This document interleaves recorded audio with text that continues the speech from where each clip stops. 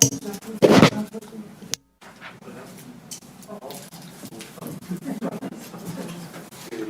on time.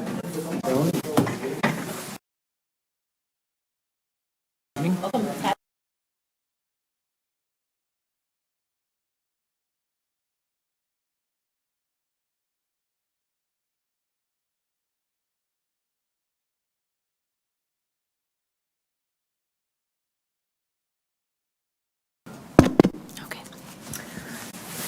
Okay, now that we have a complete set of directors, I am going to call to order this regular board meeting of the Truckee Donner Public Utility District, Wednesday, January 5th at 6 p.m. Actually, 6:01, 6:02. Shauna, can we get a roll call, please? Yes, thank you. Director Aguirre?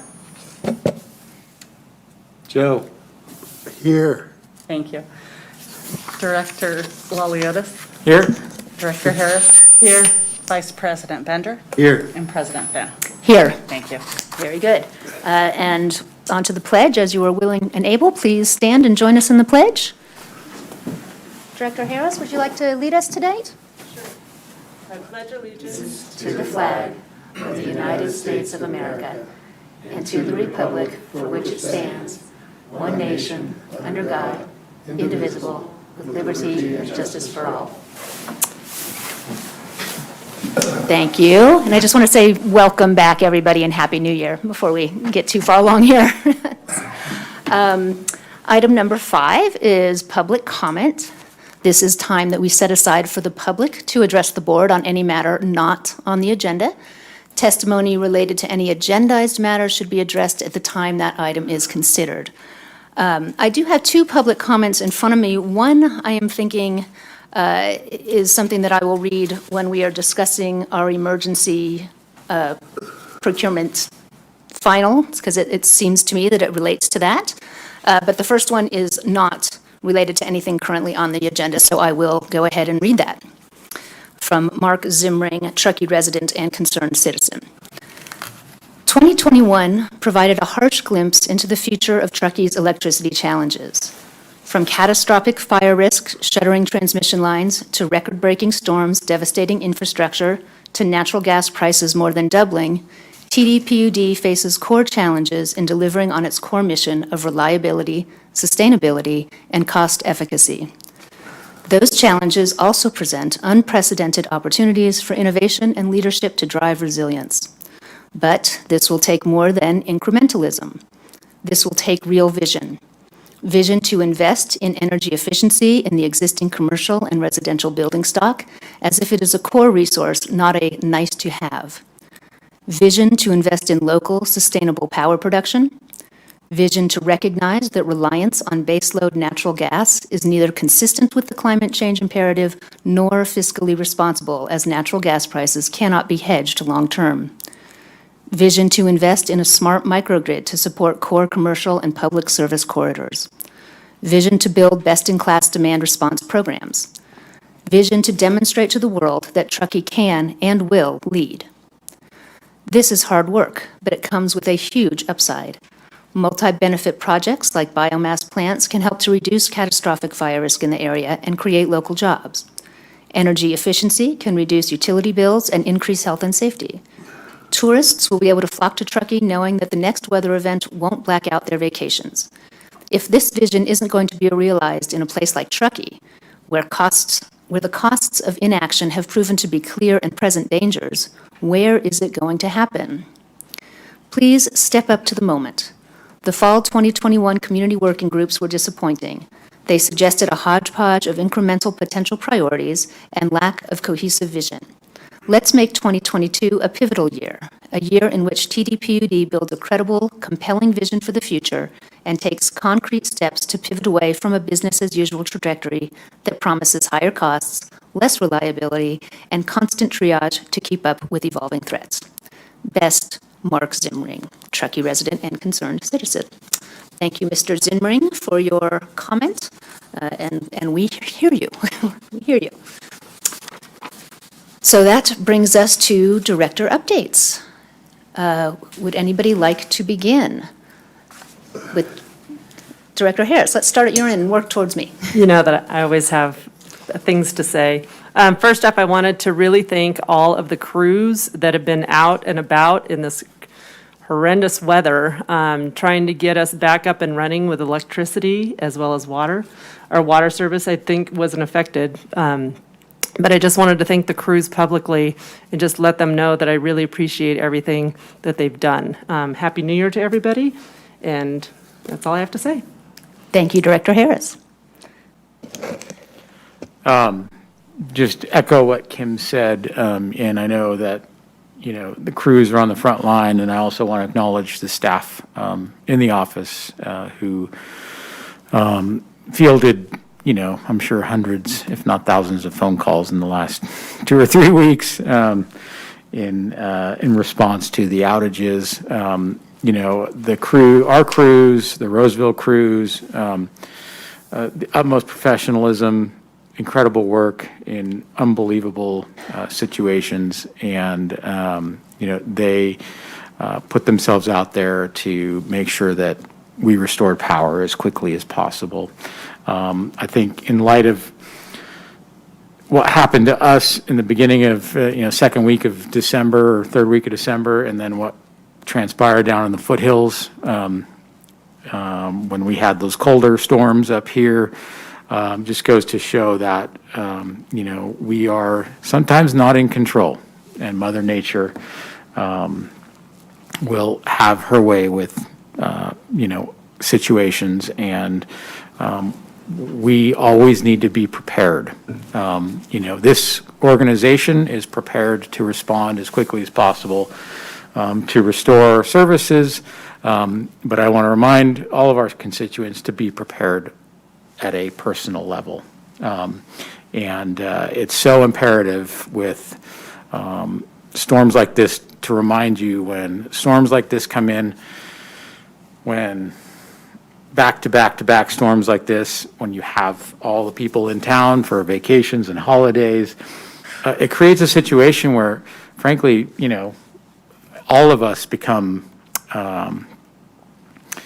you know, sort of hamstrung in our ability to do everyday things, including our jobs, including taking care of our families, including, you know, moving around town and just getting eggs at the store, for God's sakes.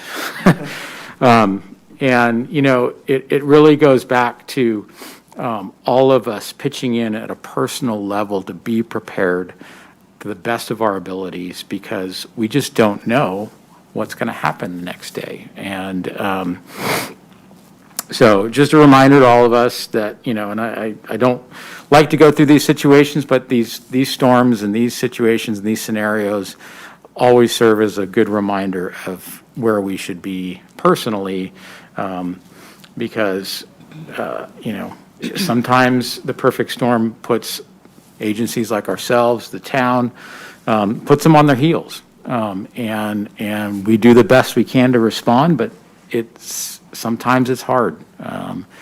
So I just urge everyone to, and I do have to say, I really appreciate the patience of the public that I've witnessed over the last couple weeks, and the understanding of the magnitude of the storms, and what it impacted our ability to get fuel, to get food, and I think that this, despite all that, this community still came together and proved how resilient we are to be able to push on and get back to our daily lives and keep Truckee, you know, moving in the right direction. So, thanks everybody. Thank you. Thank you, Director Laliotis. Director Bender? Yeah, Happy New Year, and really continue to be impressed with this district. Record-breaking December, and here we are with the lights on, and everyone's just working hard, and the dedication and the passion. So really always just, this was really impressive, and I just want to say thank you, and just honored to be up here. All right, thanks. Thank you, Director Bender. Director Aguero, do you have anything? Sure. It was the first day when the lights went out. I called in, and who did I call? It told me there was about 20 poles down and trees, and the wires were out in the middle of the street, and it wasn't in a local area. It was all over. And I said, oh my God, we have a mess out there. But you know what? Our district came back and did what they were supposed to do. I was only out 2 days. And that first day I heard, well, that was on Tuesday, I guess, and I had to go to the ER for a cough that I had. No, it was nothing. I was all negative for everything else. And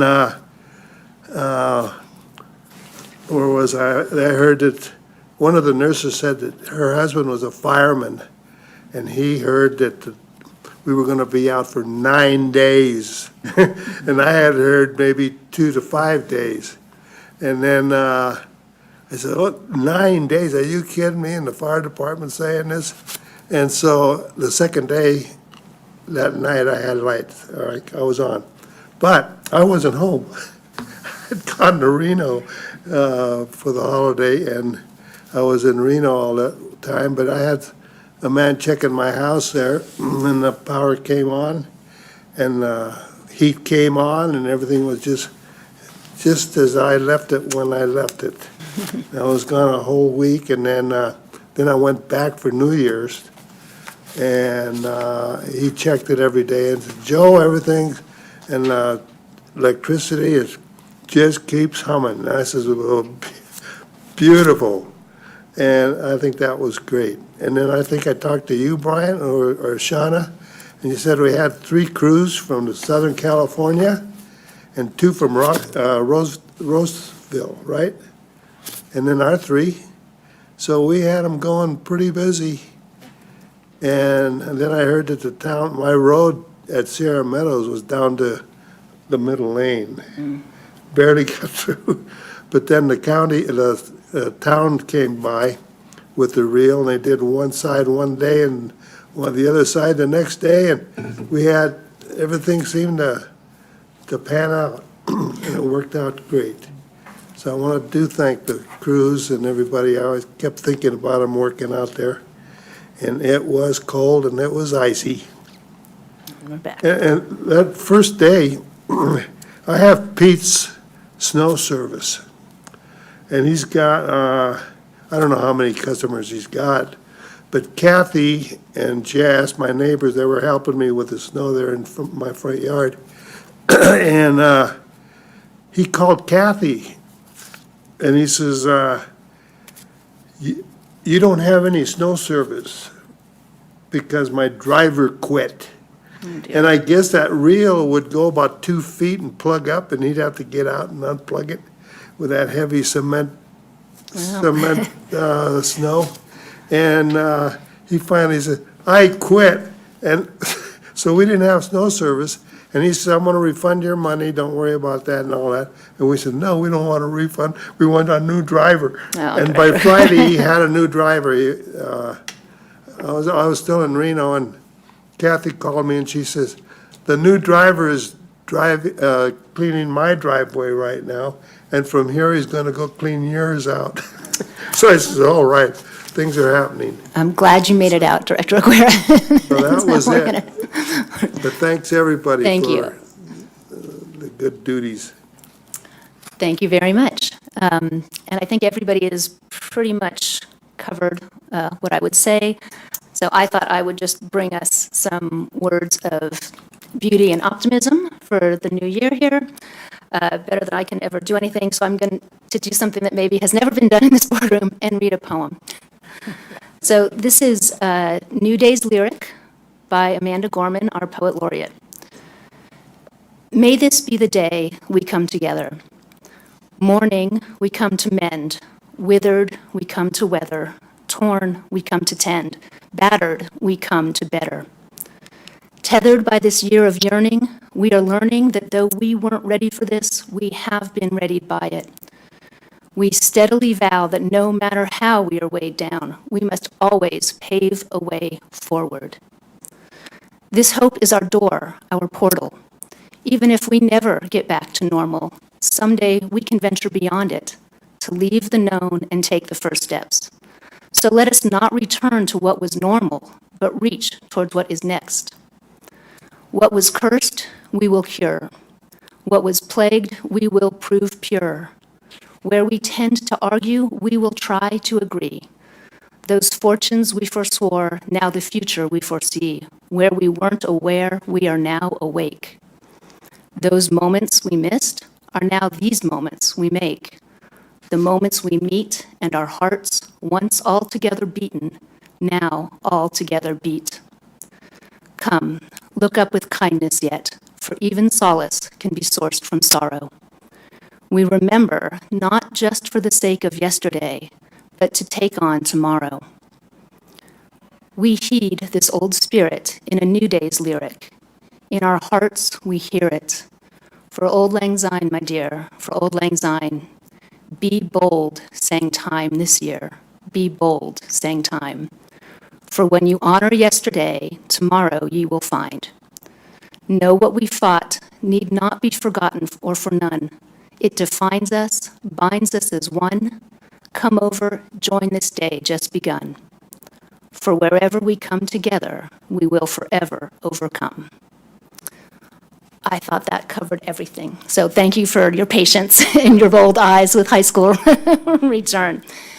And now I'm handing it off to our director, or our general manager, excuse me, his comments. Thank you, lady.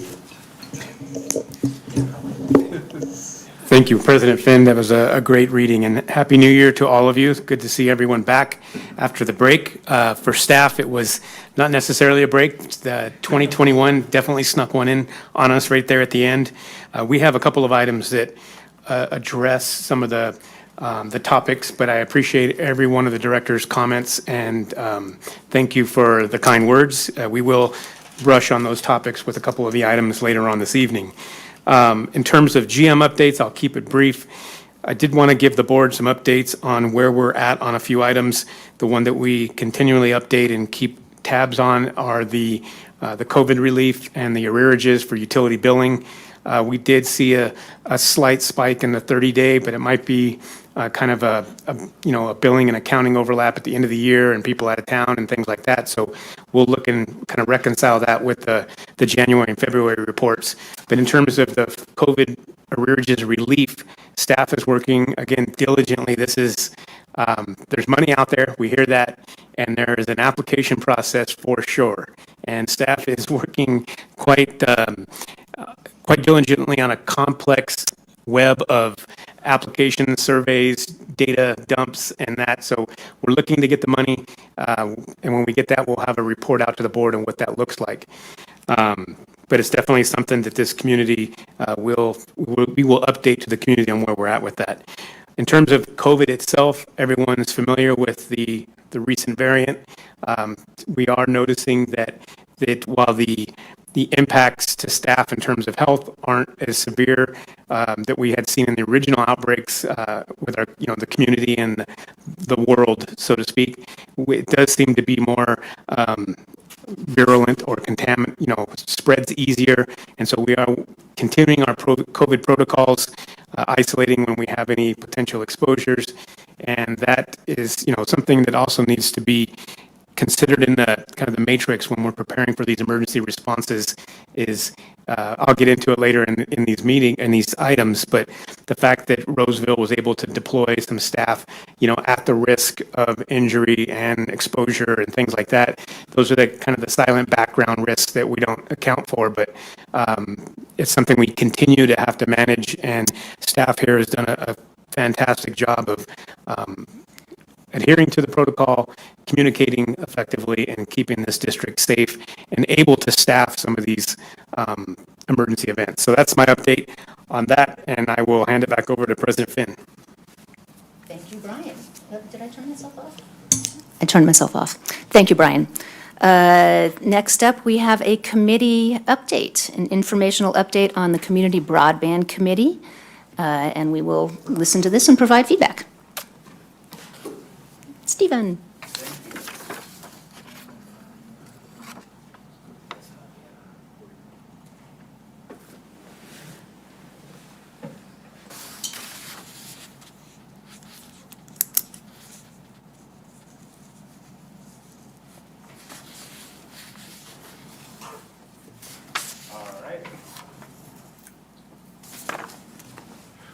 Good evening, President Finn and members of the board. Happy New Year.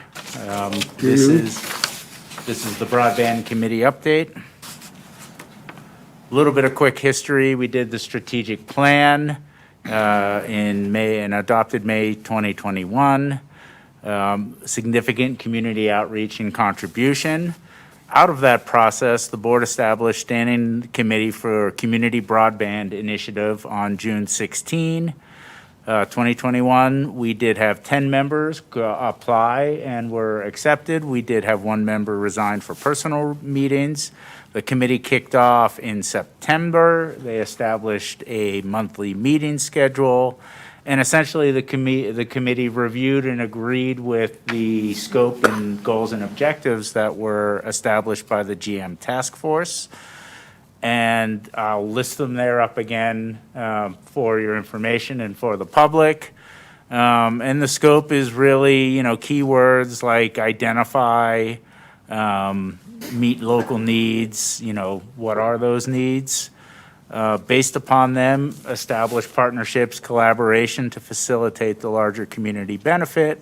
And then when you look at the goals, it's key stakeholders, potential partners, funders, developing a scope of work or feasibility study, looking at models and, ways to proceed further, and then identifying funding opportunities. So we had our last in the series of meetings on December 16th, 2021. The committee did adopt Resolution 2021-02, continuing the remote meetings. They did continue to pursue the goals and objectives as established, so those are driving their actions. And they confirmed their timeline to provide recommendations to this board at the March 2nd regularly scheduled board meeting. And they're eager for action and to come up with something viable for the board to pursue. So they had, as we communicated previously, broken into 3 working groups to get towards that recommendation. And so a lot of the last meeting was each group reporting out and then discussions between the groups. So I'll give you a high-level summary there. The supply group is investigating TDPUD fiber and communication assets and existing contracts. They're investigating, they're identifying existing and emerging broadband technologies, of which there are many, and they're seeking to leverage opportunities to provide broadband services community-wide. And, this committee's focused on equity, on access for all, and so this group in particular is working on that. On the demand group, they are investigating states changing definition of underserved areas, because that's a big part of it in terms of can we get at certain money or certain pots, or do we have certain advantages? And that definition is changing, and it is moving more into that backbone fiber part, which I think moves in our favor. And then they're working to build ultimately the demand case locally. If we build it, will they come? If someone else builds it, will they come? And they are specific about what would the need be 5 or 10 years out, and then that's what they want to address. On the benchmarking funding group, they're investigating the different business models and funding sources. They're narrowing their focus of scope of work and, to what are the skills and resources needed. This group at first wanted to do the work themselves, and then they kind of realized, well, that's not our purpose, and we don't have the capacity or the time to do that. And then they're working to help build that demand case. So actually, that's a repeat of the bullet before, excuse me. So there is no direct fiscal impact associated with this informational item, and I'm happy to answer any questions at this time. All right. Thank you, Stephen. Do we have any public comments on this item? I don't. Thank you very much. And on to the board. Does anybody have any questions or comments about the progress being made with our broadband committee? No. I have a question. Steve, you're going to continue with the meetings? Yeah, they have, they've agendized a meeting every third Thursday at 3:30. One discussion we had based on their sense of urgency and desire to give a recommendation on March 2nd is when, this next meeting coming up in a week and a half or so, 2 weeks, we're hoping to arrive at a draft recommendation. Oh. That's the combination of the work of the three groups in the whole committee. If they feel that they're crunched for time, we might schedule additional meetings. Okay. Okay, that was my one thought. Thank you, Director Aguirre. Yeah, that they're trying to get a lot done very, very quickly. March 2nd is right around the corner, so I'm excited to see that there's a lot of enthusiasm. So thank you very much for your update. Thank you. Which rolls us into the consent calendar. Do we have any public comment on the consent calendar this evening? Thank you. Directors, does anybody want to pull something or have questions on the consent calendar? I have questions for the items. I don't think they need to be pulled or anything. Okay. So, on the first item, or consent number 9, the designation of the labor negotiators for negotiations with the unrepresented employees. At the end of those negotiations, do you guys have a written document that you actually sign with all parties involved? We have not historically. There isn't a discussion in place now to implement that process. It's more of a negotiation and agreement on how to approach the next year. And then the agreements are codified through amendments to district code.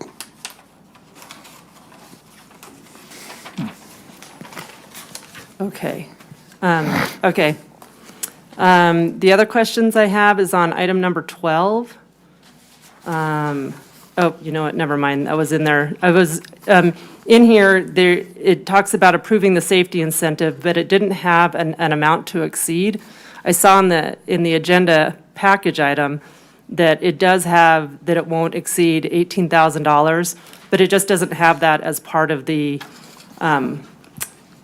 item here as the recommendation. So I've seen where, I see what you're trying to do, but there's no total amount, not to exceed a certain amount of dollars in the actual items, in the recommended thing. So just to note. And then in item number 13, the professional services contract, there's interview panels that have been set up for the water director and the IT director. And in district code, it mentions to have a board member, a district employee, and peer professional. Who are those individuals that are on those panels?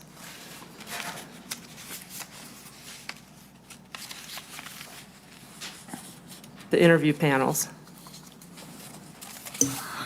First, I want to address with district council, the professional representatives, is that public information? Just want to double check. On the interview panels for the director level hirees. They can be, I'm sorry. I just want to make sure I'm not, Yeah, I'm sorry, I'll speak loud. No, there's no prohibition against disclosing that. okay. Press the red button. So for the water utility director positions, we had, for representing the board, Director Laliotis, and representing the professional industry, Public Works Director Dan Wilkins.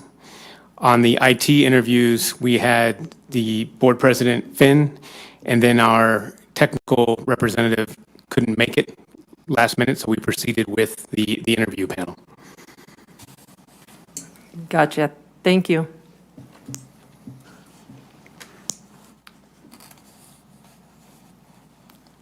Is that all your questions, Director Harris? Very good. In which case, do we have a motion? I'll move approval of the consent calendar tonight. Second? Could we get a roll call vote, please? Thank you. Director Aguirre? Yes. Director Laliotis? Yes. Yes. Yes. Yes. Thank you. That brings us to our first action item of the evening, item number 15, termination of the emergency procurement authorization related to the storm event during the week of December 13th, 2021. We're being asked to accept the general manager's termination of the board-approved emergency procurement related to the winter storm events that began on December 13th, 2021, and ratified by the board on December 20th, 2021. Now, this item is, I have a public comment that I believe relates to it, so I will read that now. And this is from Marie and Jim Colbert, or Colbert, I'm not sure how they pronounce it. Dear board members, first, we want to compliment the line people who worked incredibly hard under terrible conditions of the storm this past month. They have done extraordinary work, and we are very grateful. As background, we were out of power for 4 days the week of December 13th, and then all day December 24th and 26th. Secondly, we want to discuss the PUD's communications with its customers this past month. When you are in an electrical outage, most of the time your internet is also down due to the outage. To be expected to go to a web page to get updates on the situation is not realistic. Updates should utilize push technology, such as direct texts to customers. PG&E has done this for years. Just very recently, we saw on Facebook the PUD saying sign up for Nixle to get updates. We have been signed up for Nixle for several years and then added the PUD, but that has not resulted in any communications in the latest outages. 2, if you are unable to get to the web page to see the updates, you really don't learn much. I think I misread that. If you are able to get to the web page to see the updates, you really don't learn much. The updates were written so vaguely that you were not certain what applies to you. The updates were few and far between. I do want to compliment the district clerk who called me after I wrote an email during our first outage and updated me on our status. She listened well to my concerns, some of which are re-articulated here. 3, when I tried calling the PUD several times during the first outages, I never could speak to a real person. This was highly frustrating, given that the updates were not very informative. During the last outages, we and our neighbors and friends lost phone and often texts. As the roads were impassable due to the storms, the fact that you could not call emergency services if needed was very scary.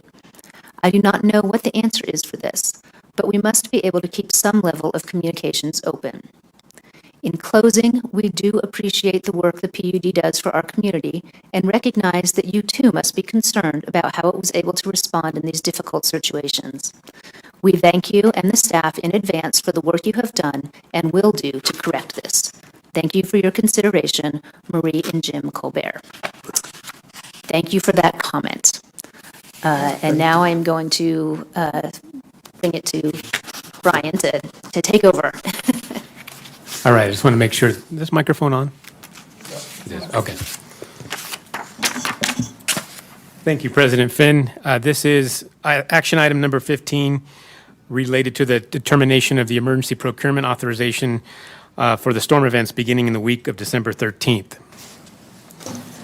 A little bit of background, just to kind of set the table here, that we're all aware of this. The greater Truckee area and northern Sierra Nevada experienced a series of winter storm events beginning on December 13th. I want to note that that's what we had designated as the emergency event. We're now learning that Cal OES and some of the other emergency services are identifying the beginning as December 10th. So that's when the actual first wave came in. But December 13th is when we started to mobilize and assess emergency services. The district began to experience widespread and extensive damages to electric utility transmission and distribution systems due to the wet, heavy snow and high winds that began the night of the 13th and the morning of the 14th. Little background on district code. Title III addresses procurements. Under District Code 3.08 addresses provisions for procurement authorization during an emergency. And so I've put in bold here some of the key takeaways for each of these sections. This is the entire district code language, but the key points here is that in order for the general manager to initiate emergency procurement, the situation must pose an immediate risk to health, life, and property or environment, which we did on December 13th and 14th. During the key takeaway here, without basically procurement can take place without initiating the normal bid process, without immediate board approval, and without giving notice for bids to let contracts. This is a provision within district code to expedite the procurement process in an emergency. And then the general manager will report to the board of directors within 48 hours of initiating that event. And we did communicate with the board via email shortly after that decision of needing mutual aid and assistance in this event. And then finally, kind of the bulk of this code, what we're addressing this evening, the board shall initially review the emergency action taken not later than 7 days after the action or at its regularly scheduled meeting, if that meeting will occur not later than 14 days after the action, and at least every regular scheduled meeting thereafter until the action is terminated, to determine by 4/5 vote that there is a need to continue the action unless the general manager has terminated that action prior to the board reviewing the status of the emergency. And so that's what we're here this evening.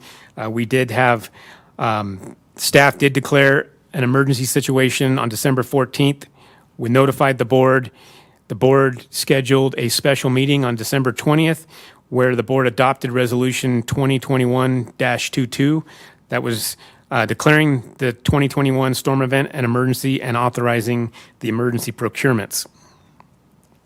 A little bit of background on how we executed those procurements. The district does participate in several mutual aid agreements, and these are facilitated through several memberships and organizations on both the water and electric utility side of the house.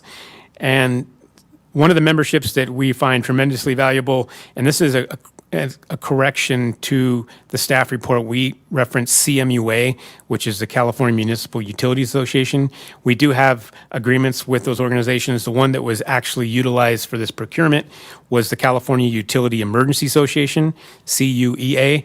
This is a tremendously valuable membership that's linked with California Office of Emergency Services and provides mutual aid agreements for water, power, and communication utilities across the state. We are very happy to report, and we reported this last time, that Roseville responded to the call. We are tremendously indebted and thankful to Roseville Electric Utility. They are a division of the city of Roseville.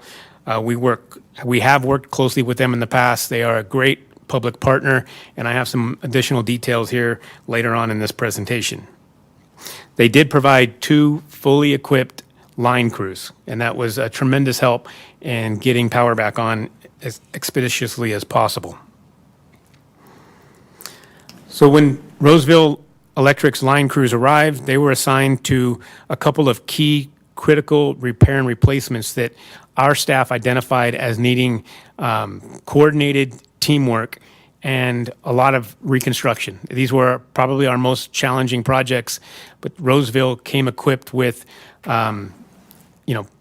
great equipment, experienced staff, and in fact, I believe they brought a 100-foot transmission boom on one of their trucks that our district doesn't have. So that was tremendously helpful in some of the access issues.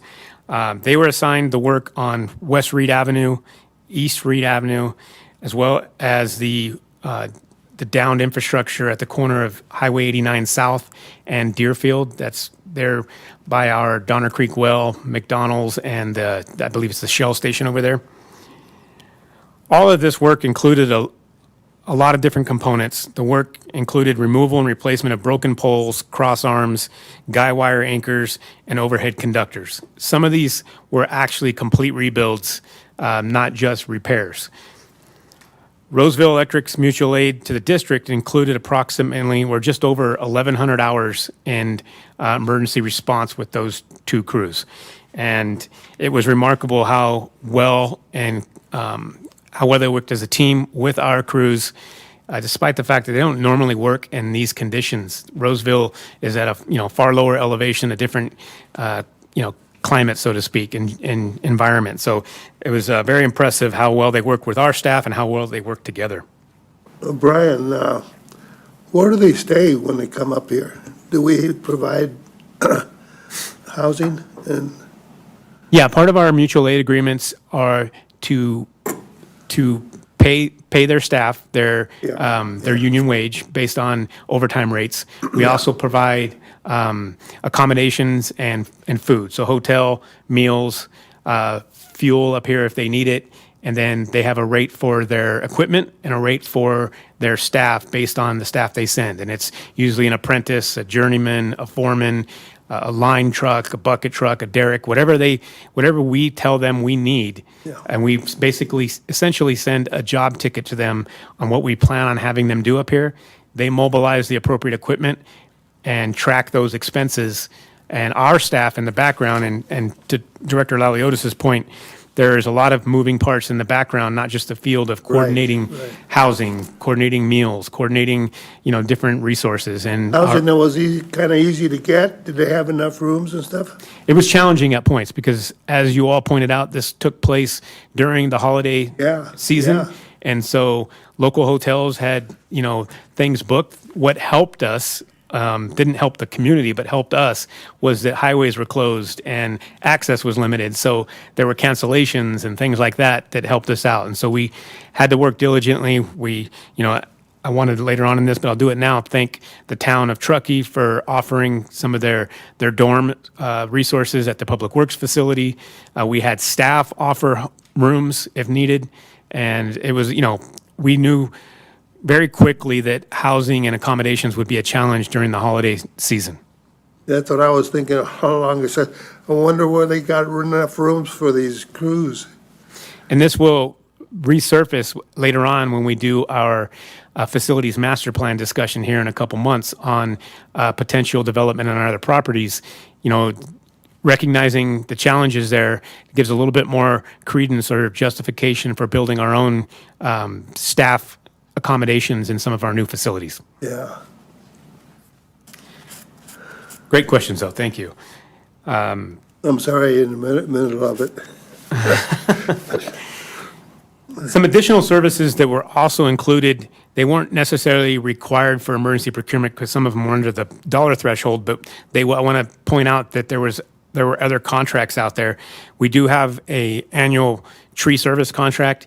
As I think Joe or somebody else, Director Aguirre or somebody else mentioned, we requested a lot of heavy lifting from our tree contractors. They actually mobilized additional crews from Southern California.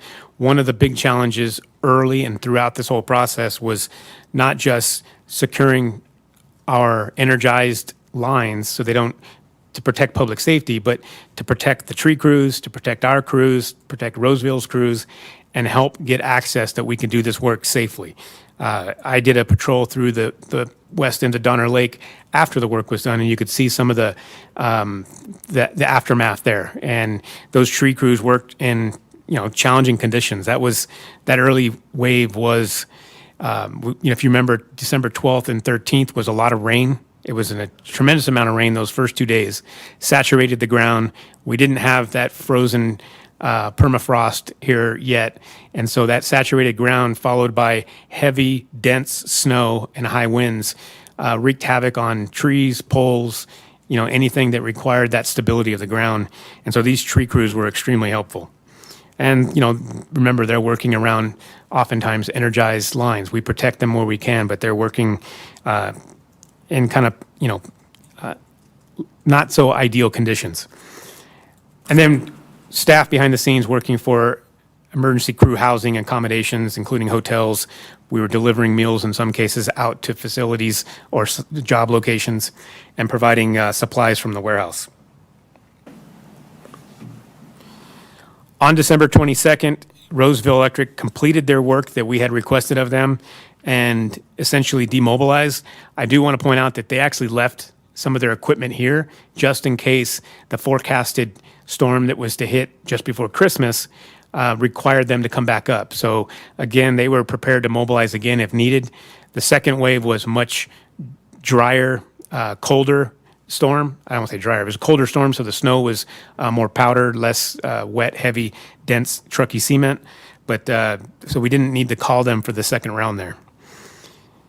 Our district staff and crew remained on supplemental standby that entire time. So from December 14th to December 27th, staff, engineering, operations, support services, water crews, electric crews, customer service were on basically emergency alert and ready to contribute where needed. And I want to give an additional thank you to that staff. You know, the line crew did an amazing job. We worked several thousand hours without an incident, an injury incident, or a lost time accident. It's a testament to not just training, but actually application and implementation of safety practices, but also the crews behind the scenes, the long hours of just conducting and orchestrating some of these efforts and the operations behind the scenes. Did our crews have rooms here too? Some of them did. They So stayed here? one of the things we're experiencing here, Get back and forth? exactly, one of the things we're experiencing here in Truckee is a larger percentage of our staff, critical staff, now live in Reno. And so we didn't want to have staff stranded with some of the road closures. CHP does, and Caltrans does an amazing job, but some things are out of their control. You know, Mother Nature does something that they can't avoid, then our staff gets stranded. So we kept some critical staff here in hotels here in Truckee. Good. I thought you would have to. On December 27th, the district made the determination that all storm-related outages had been restored. And I should have put an asterisk here. Those don't include situations where personal property, residential, privately owned infrastructure was damaged. We did have a handful, I think as many as 35 or 40 residential properties that experienced damage to their actual panels, their weather heads, their own privately owned infrastructure. And so while the crews aren't electricians that go into homes and fix some of those repairs, the district did work with those customers to help expedite the processes, working with the town inspectors, our own electricians, and contractors to try to get people back in power as soon as we could. In some cases, not foregoing, but kind of putting in abeyance some of the permitting requirements to do it kind of retroactive once they got back in power and do the inspections afterwards. It was important that during this winter climate, we get as many people restored as we could. So based on the assessment on the 27th, the general manager determined that the emergency procurement authorization related to the storm event was over and advised staff that any other further procurement would require normal procurement processes under district code. And that's what we're here for this evening. As you saw in District Code Title III, the emergency procurement authorized by the board continues, and we give an update on every regularly scheduled meeting until it's terminated. It has been terminated, and this evening we are looking for just approval of that and move forward. I did want to, and I know there's a lot of director comments and possibly public comments on this item. Before I hand it over, I wanted to give some statistics just to kind of paint the picture locally and regionally. And we can talk about a lot of the things that staff has learned from this event. So here's some general storm-related outage statistics.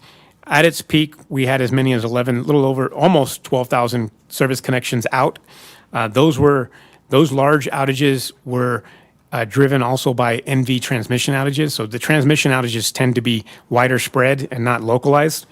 And so NV Energy also faced some of the same challenges that we did here locally in terms of logistics. They can patrol lines, but mobilizing crews from Nevada, when Nevada was also experiencing some of the same challenges. There was road closures on 395.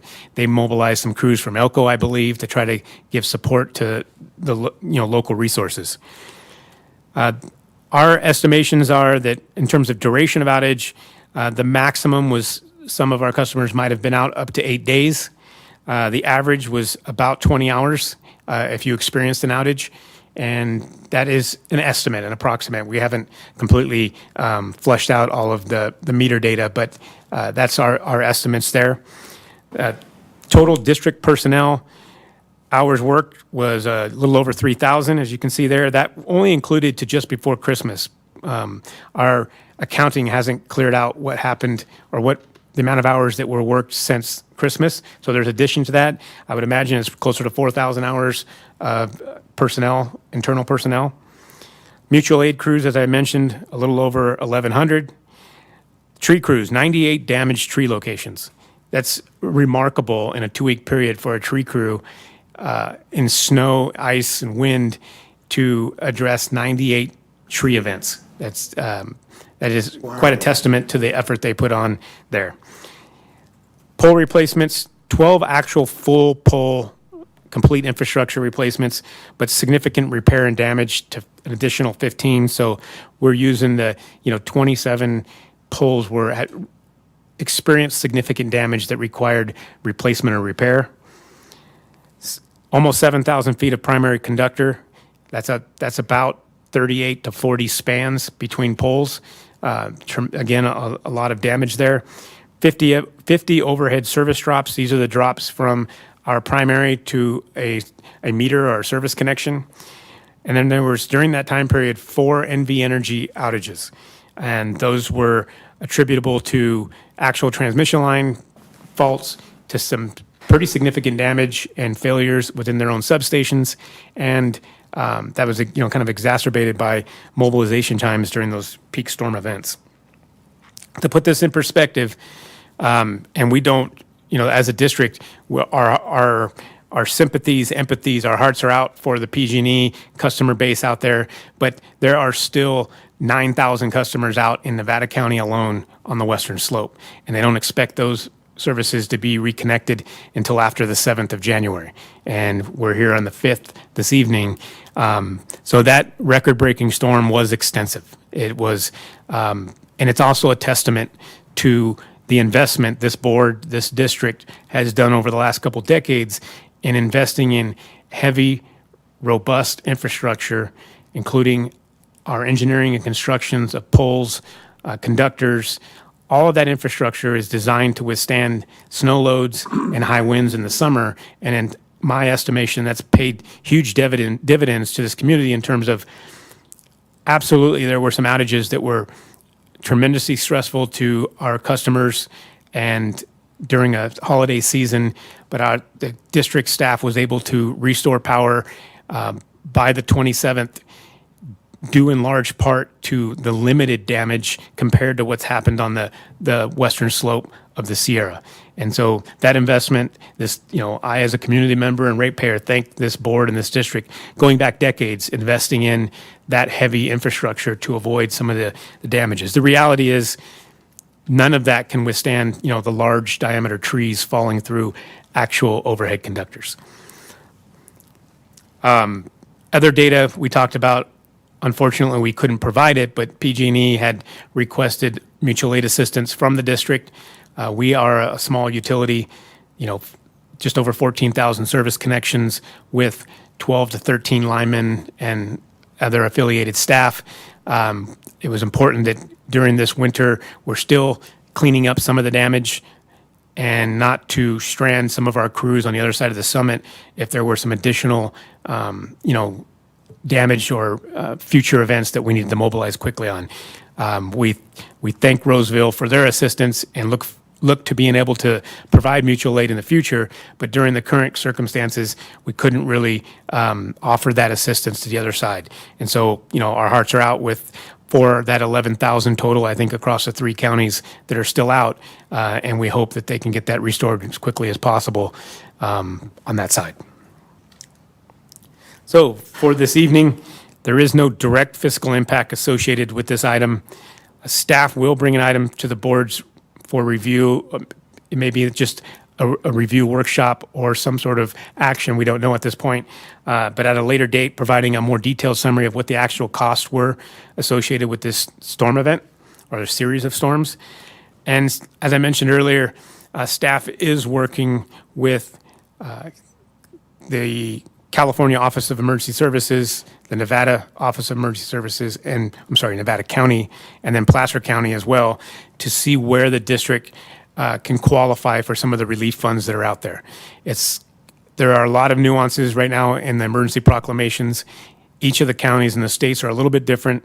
They cover different dates. They cover different qualifying expenses. And so staff is working and in contact with each of those agencies, including some great assistance from Bob Womack with the town of Truckee, who's our local emergency services coordinator, and how we can, as a community, benefit for some of those relief funds. With that, this is about the electric utility damages. We did incur some water utility damages as well. A tree fell in the Red Mountain tank that was just completed this summer. I saw a lot of shaking heads. The good news is I do not believe it caused damage to the actual shell.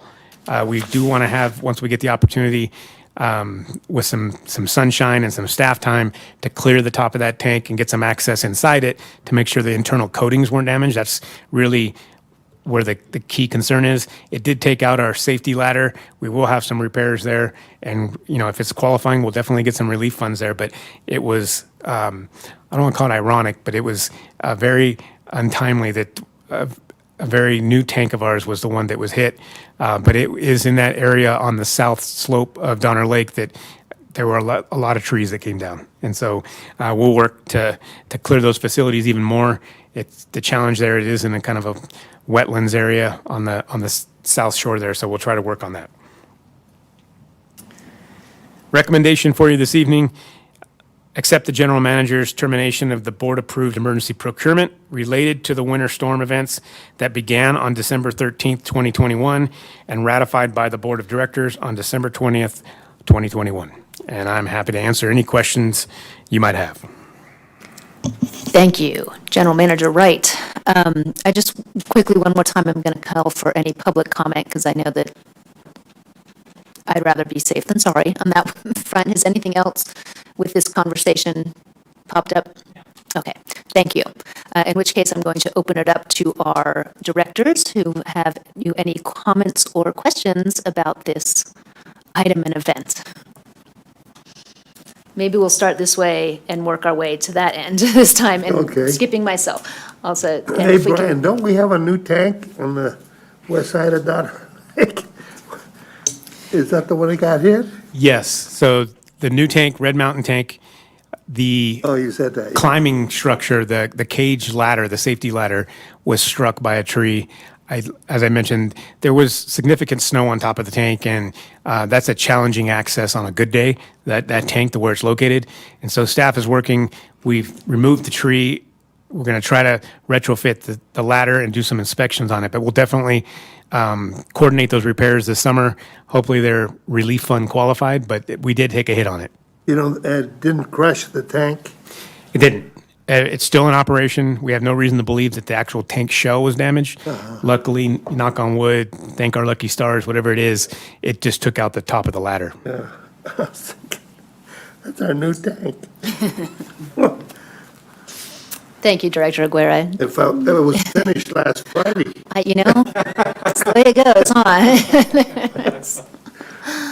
Director Bender? Well, it was big storms, and still want to repeat what I said, very impressed with the district and everybody working hard to make it happen, bringing in Roseville and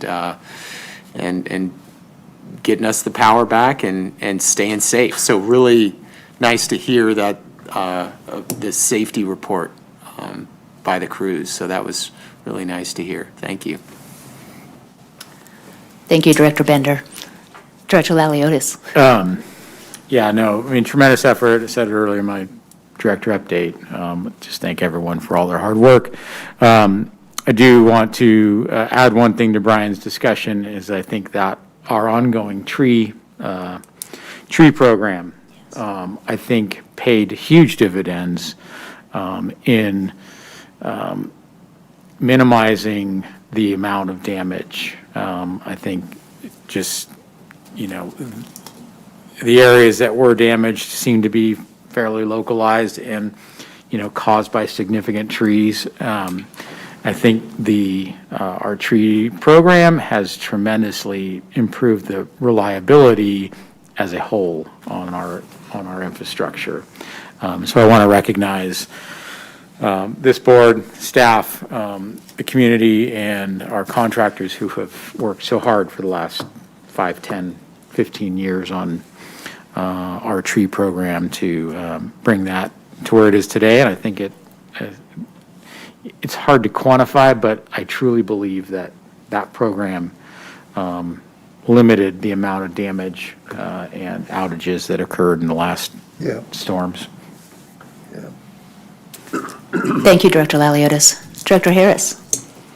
Yes, I definitely want to thank everybody again. I actually was out of town during that giant storm, and I'm like, what are you guys talking about? I-80 was open when I came home. It was fine. But I did get all the updates, and I appreciate the communications, which I'm looking forward to reaching out and improving those communications based on the letters that we've received from the public and, just trying to use the tools that we have to ensure that the communications are out there and received by people. So looking forward to that, because I believe we have a communications position that we approved in the budget.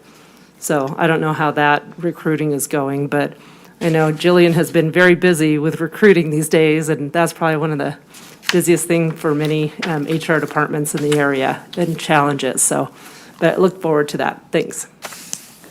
Thank you, Director Harris. And kind of to wrap it all up, I echo Director Harris and Director Laliotis. The work that we do year-round really pays dividends in emergency situations like this. I don't know if we know off the top, but to give our constituents a little context, how many poles do we maintain? How many poles are in our service territory, approximately? Oh, boy. So we have, I believe, somewhere between 5,000 and 6,000 poles. I think it's somewhere around the 5,500 mark in terms of total distribution system poles in the system. We have a pole replacement program that is driven by regulatory compliance and inspections, and that can range anywhere between 70 and 100 poles a year. Keeping in mind we have a abbreviated construction season here locally in this region. We have some challenging conditions to work in. Those poles aren't always in, the most easily accessible areas and, along some of those roads and hillsides. But the crews reaching that 50, 60, 70, even 100 a year is quite remarkable. We also have an inspection process through both our internal staff doing drive-by visual pole inspections and a contracted 3-year pole inspection program that actually is an invasive inspection. So they actually do material assessments, pole wood assessments, and either recommend treatment, repair, or replacement. And those replacements are expedited to the front of our replacement plan based on the level of, degradation. Poles are industry standard 40 to 50 years, but, depending on weather, where they're at, what the loads are on them, that can vary quite. Sure. Well, 5,000 poles, and we had 27 poles. That seems like a pretty small percentage. How many miles of distribution line do we maintain?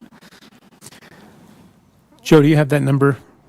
It's 135 miles of overhead lines Okay. in the district. So that's quite a bit of overhead lines, and I know nobody knows the answer to this. How many trees do we have in our territory? A lot. Understanding and knowing that climate change has wreaked some havoc on our forest, and we've got some intersectional crises here with forest management and houses and housing, and I don't think it's possible to build our way out of catastrophic climate change. So, we can't, the pole doesn't exist that is strong enough to stand up to some of what is going to be coming our way here in our, we live in a mountain environment. So I'm very grateful for all the work, like you said, that we've been doing for decades to make this an incredibly hardened system to withstand as well as it did. And understanding that we get a lot of, it didn't stand up very well, but it did. In context, it's quite amazing what our crews accomplished in this short time frame. And I just wanted to hit on what Director Harris said. I think an area that I think we are more likely to be able to improve on is our communications. And I know we have in this meeting, we have an action item speaking to, to this, and also on our consent calendar. So that is something that we are indeed learning from and moving forward to address directly right now. Because I do think, we may not be able to have stronger poles or more resilient physical hardware, but we certainly can work on our communications and help people to get through these kind of crisis moments. It was very exciting. I was out without power for 3 days, the first storm, and a day for the second storm, and it's good times in the mountains. It really is. Thanks. Yeah, if I might add some additional light on that, it's not, directly related to the board action here, but based on the public comments and the director's comments, thank you for those. The staff is working on a kind of a multi-pronged project right now to improve communication with our ratepayers.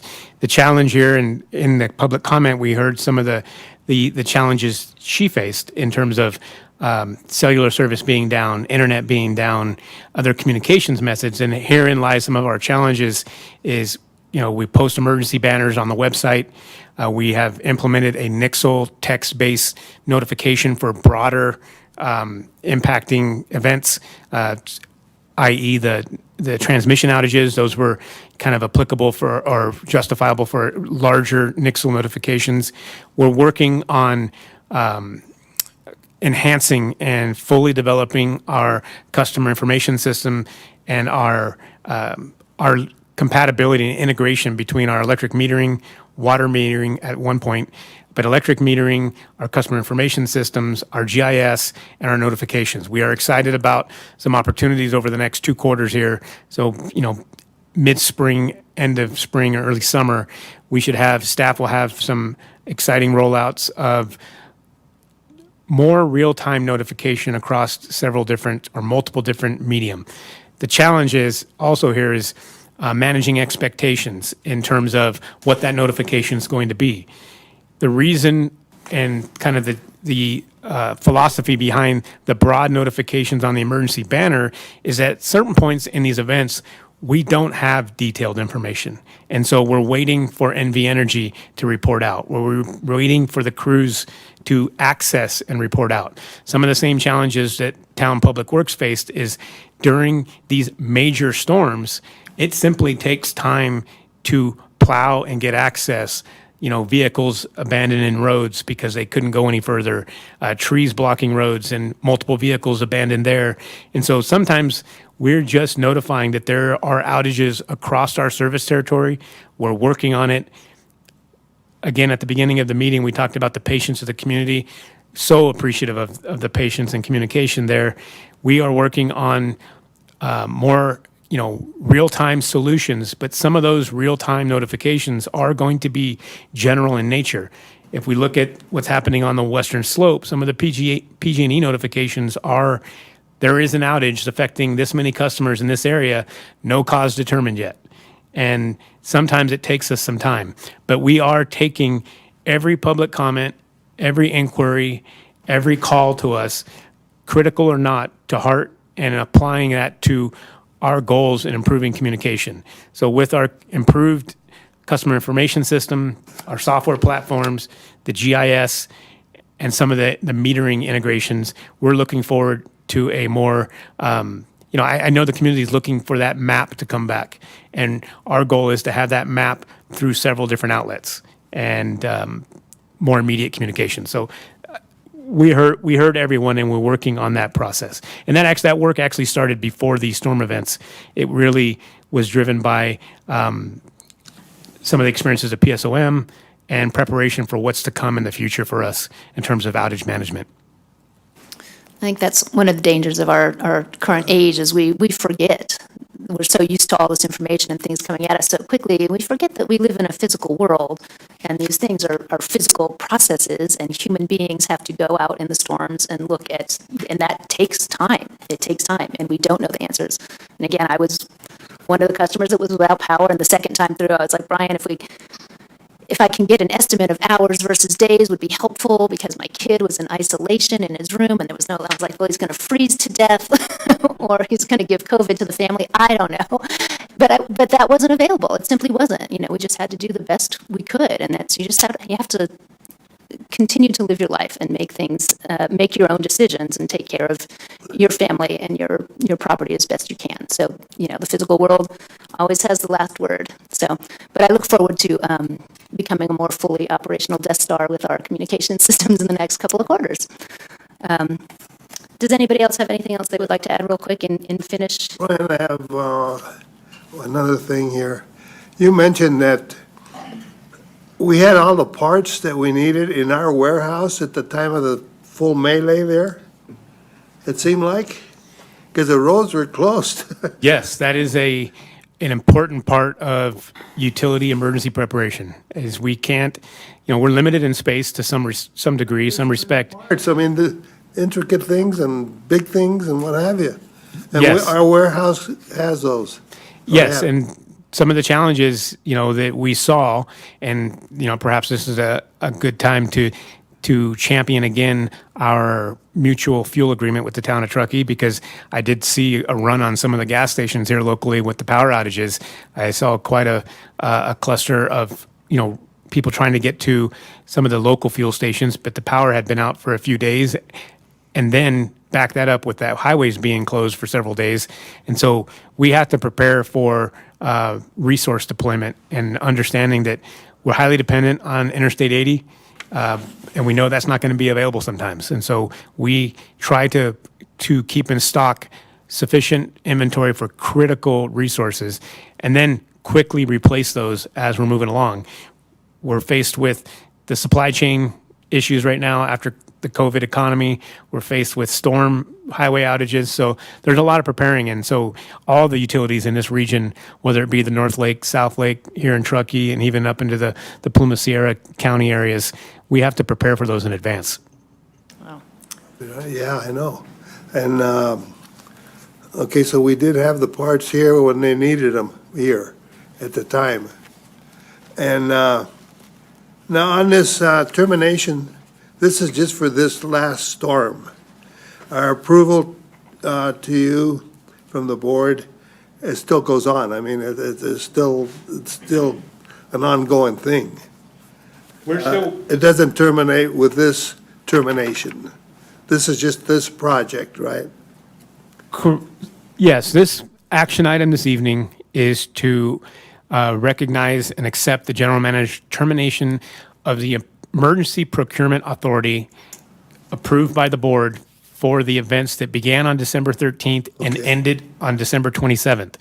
Okay. If the district experiences, and God forbid, we don't want to, if we experience another event and we require emergency procurement, we will have to go through this process again. The general manager will have authority to initiate it, but must come back to the board for additional review and approval. We are closing the emergency procurement this evening, but we're still going to be working and repairing things that aren't directly related to outages. You mean our approval of this project terminates the agreement? I mean, The emergency. You're essentially, Yeah. I'm closing the authorization to purchase things without bids, going out to bid, and without previous board authority. So we're closing that emergency procurement we have condition. another storm next week, we don't have to have another meeting to approve. We will within 7 to 14 days after that emergency, we will need to come back and review that. But for now, our emergency procurement is closed. We're just in a normal procurement state now. Okay. So on that note, do we have a motion? So as far as I'm concerned, we're closing this project. I'll move staff's recommendation. Do we have a second? I'll second. Thank you. Thank you. Can we get a roll call vote, please? Thank you. Director Agora, Yes. Director Lalianis, Yes. Director Hurt, Yes. Vice President Benton, Yes. President Benton. Yes. Really quick, I just want to remind staff, and Brian, thank you for your discussion on communication. It's very important. And I think one of the ways we manage expectations is education. And I think it's so important that we continue to push our message about how we do our business, why we do our business, and what people can expect. That is certainly one way to manage expectations is education. So just food for thought. Thank you, Director Laliotis. Agreed.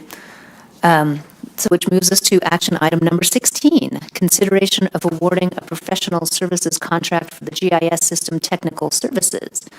So we're hoping to authorize the general manager to execute a professional services contract with Ramtech Software Solutions for our GIS technical services in the amount of $142,668 plus a 10% contingency for a total contract not to exceed the amount of $156,935 and no cents. Thank you, President Finn. I'm going to present this item on behalf of the IT team. I promise this is the last presentation by me. We'll hand it over to staff. No, we want these, we like them. So a little bit of background on GIS systems. The district utilizes, as do utilities across the nation, geographic information systems, or GIS software and mapping resources as a platform for several critical operations here within the district, including engineering and operations applications. These are, for example, utility asset inspections and management. We discussed this earlier about utility overhead inspections. Those are logged through our GIS systems. Operational planning, both water and power do a lot of planning and assessment through GIS systems. The electric and water utility design, so our engineering for new construction and capital improvements are often coordinated through our GIS. And then, as I mentioned, outage management systems. We're looking on revamping that, and this is one of the key components here this evening for approval. GIS systems continue to evolve, offering an increasing number of useful applications across a lot of different industries. And over the course of the last decade, the district has expanded the use of GIS to enhance the quality of services provided to our ratepayers. With this expansion, there's been an increase in need for integrating with critical applications, increased maintenance, and database upgrades. So the more we depend on these systems, the more we have to pay attention to them, upgrade them, maintain them, and improve them. In 2019, the district's IT team identified the need for a database migration and server upgrades related to GIS in order to continue support from our software manufacturers and service providers and maintain security at the district's level. In order to execute these necessary upgrades and database migration, staff quickly determined the need for an outside technical consulting service to help this or assist the district in assessing the system's current architecture and address some critical integration challenges that we faced early on. And so this is essentially during the data migration from an old database and server to a new and upgraded and supported one. We found some challenges in the architecture there that were beyond our in-house staff, and it was highly labor intensive, and so we basically sought out third-party consulting services to assist us with that.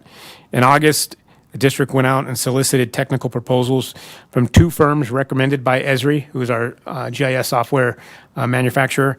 So those two firms were recommended based on their intimate knowledge of Esri's systems and some of the similar challenges that we were facing. And so in September, the board authorized the general manager to execute a contract with Ramtech Software Solutions in the amount of $24,100 to conduct a comprehensive assessment and develop a formal recommendation on how to proceed in both updating and integrating those GIS databases and software. Ramtech has completed the GIS assessment and has provided staff with a pretty comprehensive report, including a recommended action plan moving forward.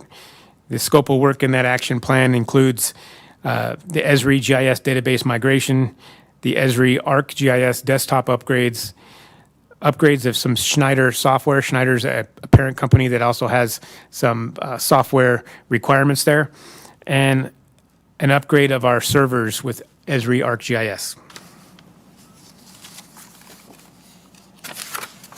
Staff has reviewed the proposals from Ramtech, including the assessment of the current situation and the recommended course of action to complete all the necessary upgrades and database migrations to get us in a position to do the work we had talked about earlier in fully developing our outage management system and some of our other applications that are critical to operations and engineering. Based on their assessment and proposed scope of work, Ramtech has submitted a cost proposal in the lump sum of $142,668. I do want to note that based on Ramtech's kind of intimate assessment and detailed assessment of our current architecture, a really strong, detailed understanding of the challenges and what the scope of work is, staff doesn't believe there's any material benefit to go out to bid. Within procurement provisions, the district code, IT in particular, based on security and the specific nature of the work, it's not required to go out to bid. We did go out and solicit proposals, technical proposals from the recommended vendors early on in this process. Ramtech was the lowest cost and most beneficial at that time, and we believe that their proposal here is competitive and most beneficial for the district. This project was not included in the fiscal year 22 budget. However, there was included in the budget a specific line item for GIS and outage management system upgrades, $300,000 within the $1.1 million capital IT capital plan or budget. Staff did, just to ensure transparency and prepare for the end of the year audits, we did reach out to Moss Adams, our third-party auditor, to make sure that work of this nature was a qualifying capital expenditure. There's some of this, the IT service work can be maintenance or capital, and there's a gray line there sometimes. And so we did reach out to Moss Adams and confirmed that this was a qualifying capital expenditure. So the recommendation for you this evening is to authorize the general manager to execute a professional services contract with Ramtech Software Solutions, Inc. for GIS technical services in the amount of $142,668 plus a 10% contingency for a total contract not to exceed $156,935. And I can definitely answer any questions you might have. Thank you, Brian. Do we have any public comment on this item this evening? No, President. Thank you very much. Do we have any board comments or questions? Resounding silence. Perfect. Would anybody like to make a motion?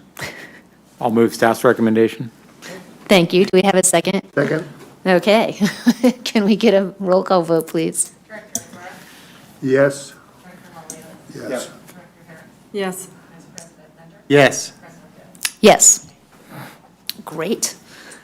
This brings us to item number 17, consideration of Gray's Crossing MOU regarding APN 043-010-007-000. We are going to authorize the general manager to execute the memorandum of understanding regarding assessor parcel number 043-010-007-000, accepting full payment for all installment of special tax amounts past due in exchange for waiving current penalty and interest amounts due. Whew. I believe, I have a real property interest in Grays, and also, what was the phrase you used, Steve, for the next one? Financial interest, Paradigm 8's a client of mine, so. okay. So you it's a get to source of excuse income to yourself. you. Source of income, thank you. So I believe you get to leave the room then. Yes, Okay, I do. Very good. Well, get rid of one director. I believe we get to get rid of our general counsel as well. You do. I have a conflict of interest also that is disqualifying. Okay. And so I will recuse myself. My firm recently agreed to do work for a Paradigm 8 company. It is not the counterparty to this MOU. It's a different company, but I believe they are under common control. No one at my firm or myself has participated at all in the development of this MOU, either for the PUD or for Paradigm 8. So we have not participated at all. But because of the representation of the affiliated company and abundance of caution, I think I will recuse myself and step out. Thank you. Thank you. Okay, so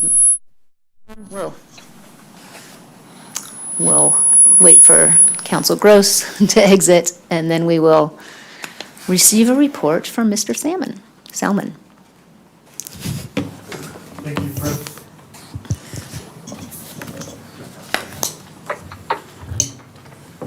Thank you, President Finn, members of the board.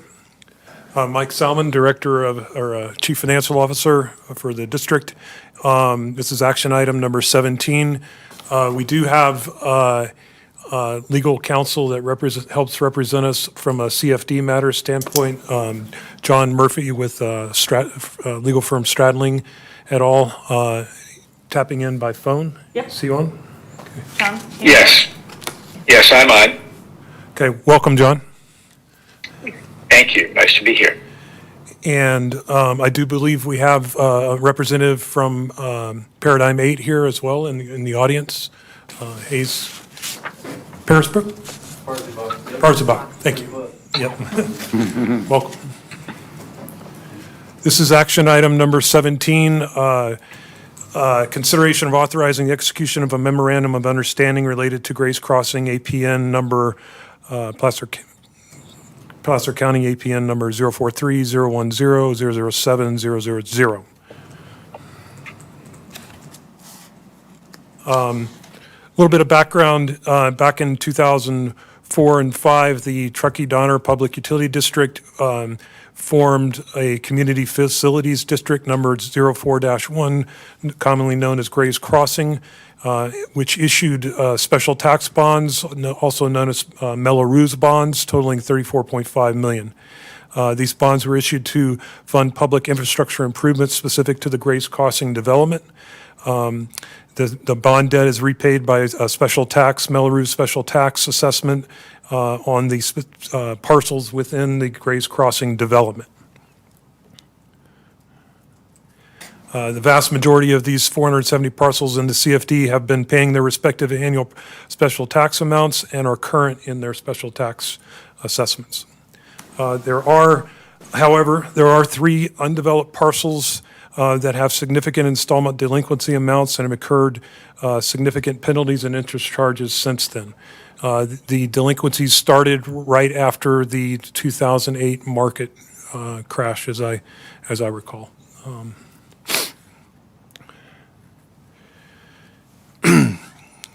This is a summary of those delinquent tax amounts for the 3 large parcels that are in arrears in tax assessments and the delinquency amounts.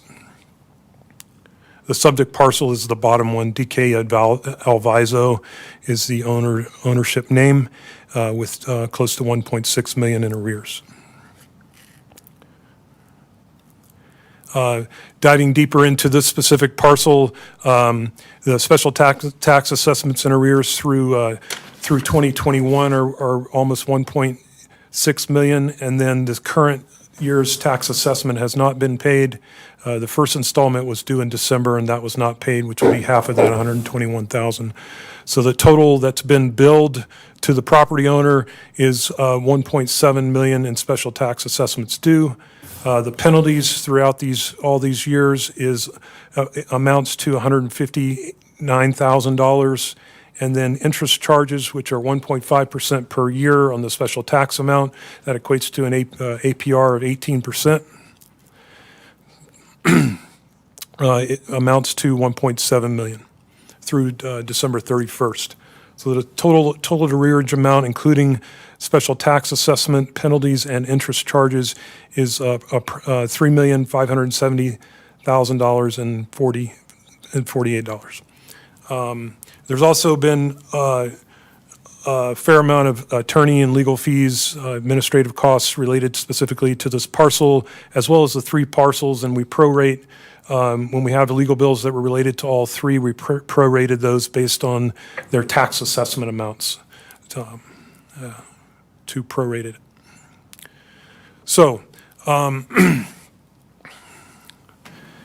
these parcels have since the start of the development have been sitting basically vacant, undeveloped beyond the infrastructure that's near them and runs by them. And the amount of arrearages that have been incurred to date create a significant economic hurdle as far as making further development on the specific parcels economically feasible.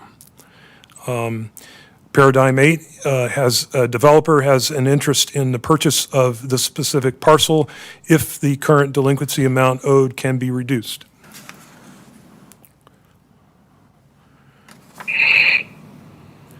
To that order, Paradigm 8 has presented the CFD to the district here as administrators of the CFD a memorandum of understanding. It's in attachment 1. The MOU, in essence, requests in exchange of payment of the installment amounts past due, the tax amounts due, that the CFD waive all accrued penalties and interest to date. The waiver of current penalty and interest amounts due is in the best interest of the owners of the bonds and the CFD. This cures the special tax delinquency, which is first and foremost the primary expectation of the CFD was to receive special tax amounts. In the forecasting for the collection of funds from the parcels to pay back the bonds, there's no real expectation of penalties and interest.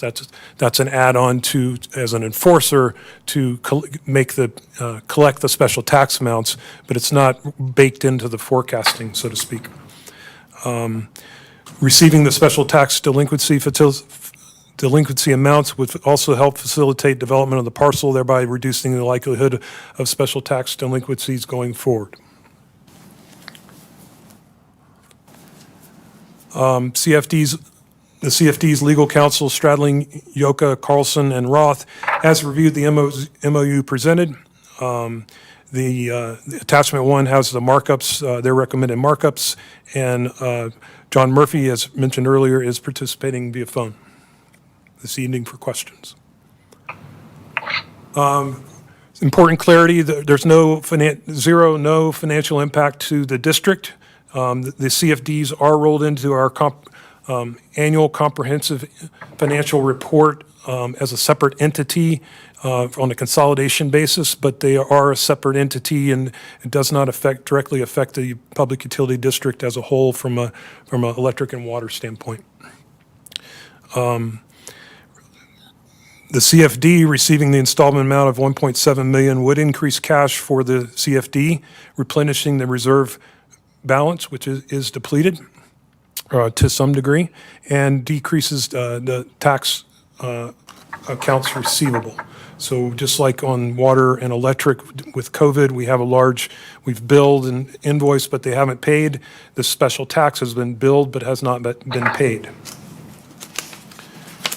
It's important to note, however, that for the penalties and interest amounts that were basically on a cash basis for those, so the CFD has not recorded those as receivables. So we didn't recognize revenue for penalties and interest and set up a receivable. So there's not a quote, as you would call it, a write-off, a direct write-off, although this is a write-off that's being contemplated.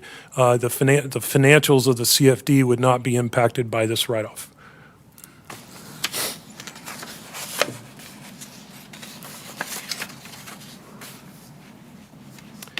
It also should be noted that the probability of collecting these penalty and interest amounts and even the special tax amount is and remains in jeopardy, and we're not sure, and we've been wrestling with this parcel. Many of us, the community, has been wrestling with this parcel for quite a while.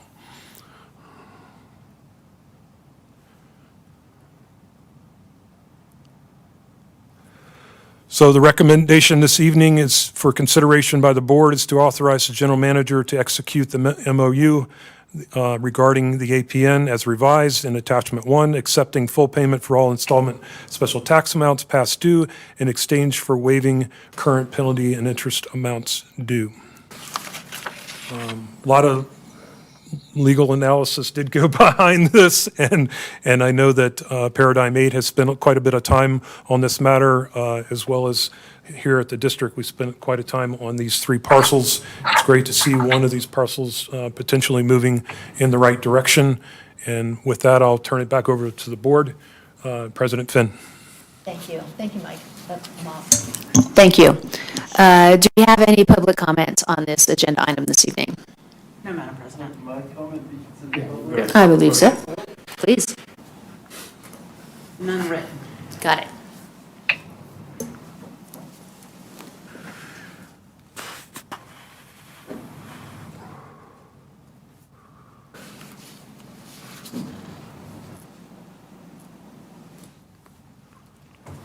if I remove my mask. Good evening, President Finn, fellow board members. My name is Hayes Parziebach. I'm a principal at Paradigm 8. We have a number of interests. We've actually been working on this project.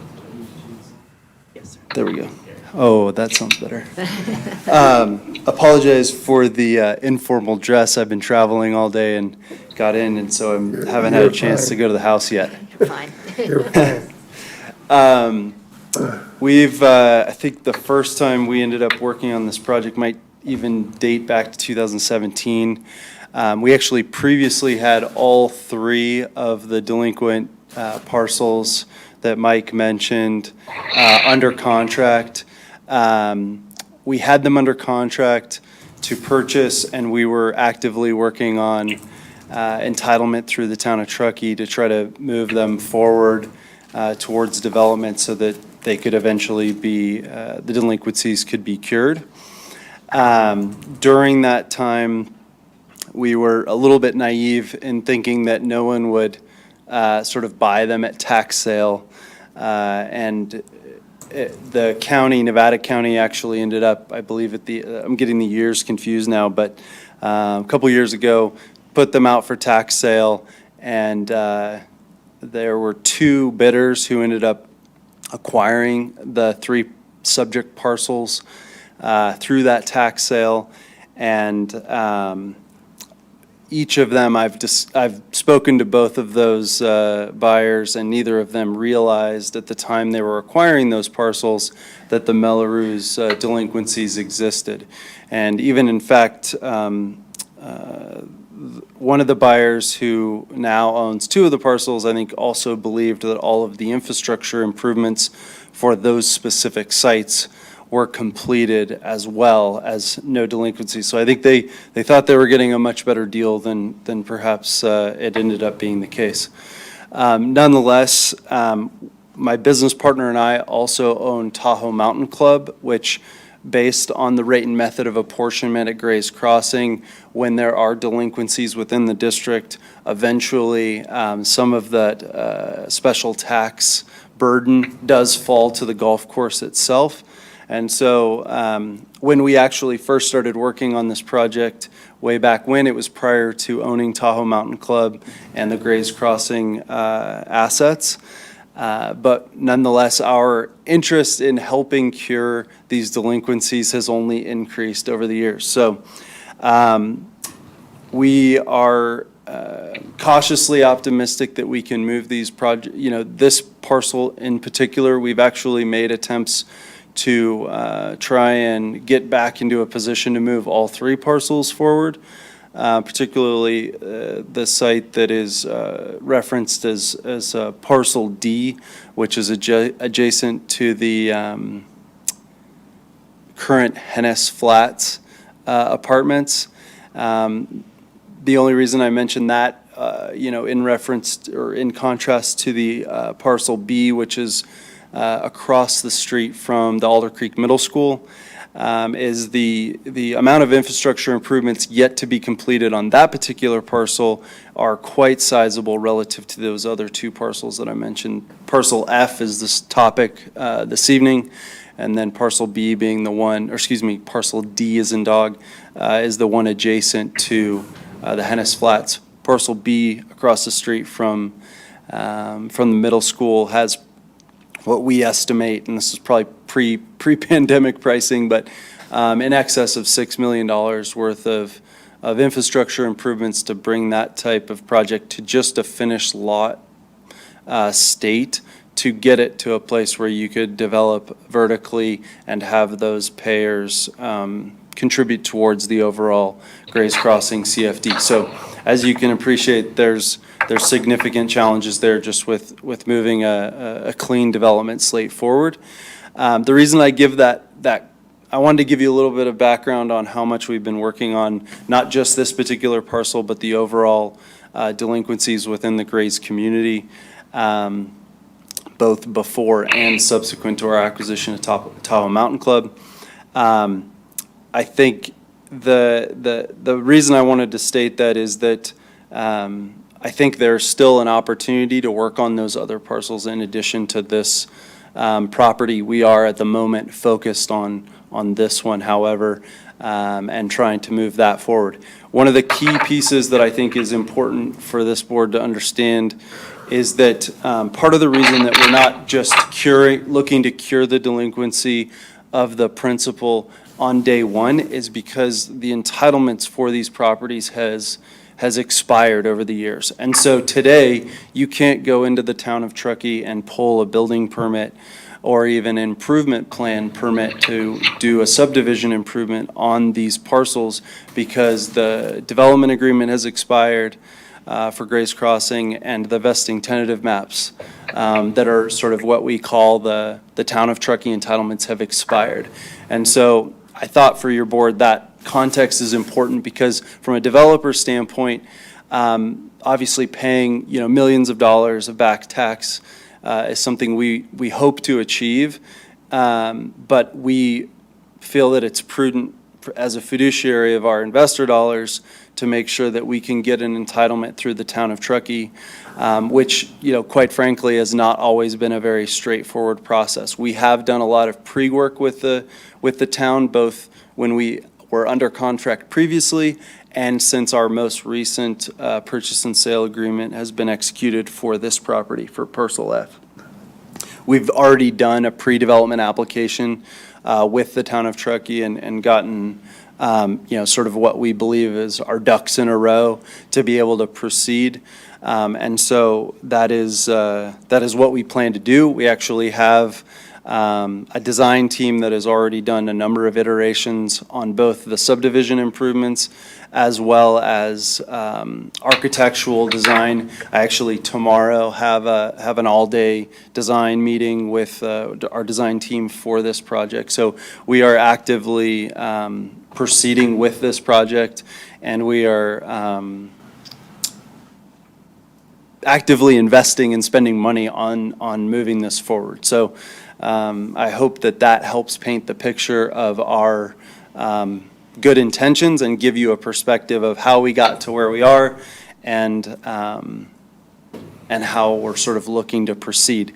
From a timing standpoint, part of the reason for this 12 or 18-month MOU period is because we estimate that to be plus or minus the time it will take us to get through the town of Truckee's process. We quite frankly would prefer it to be faster than that, but that may not be real. So, and there may come a time during, should this proceed, where we would ask the district's support of our efforts with the town to help them appreciate the implications of these parcels staying delinquent on not just the district's ability to issue future bond offerings, but as well the town of Truckee's and other public entities within the area. Because a default in this, John Murphy could probably speak to this greater, but my understanding is that once you have a default in a certain area, it tends to make it more challenging, or your pricing on future bond offerings can be more expensive.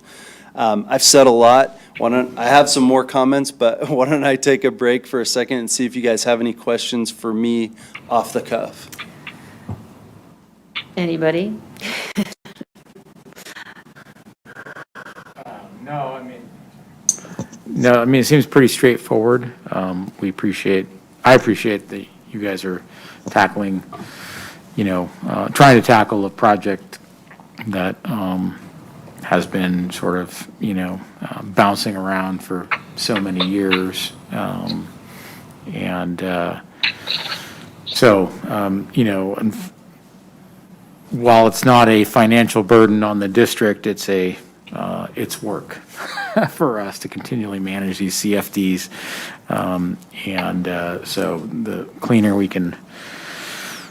sooner we can resolve some of these large outstanding issues, the better for, I think, everyone involved, from staff all the way to the community. So I appreciate you guys trying to get this ball rolling again. Absolutely. Thank you, Director Laliotis. I do have a question. So this is one of three that are in default. And are we going to be I expect that down the road that are we setting a precedent on how we're dealing with one and how we're going to deal with the other two? Or is that, we're not talking about that tonight? I would say that, in essence, we are setting a precedent. It's not that we have to repeat said matter, but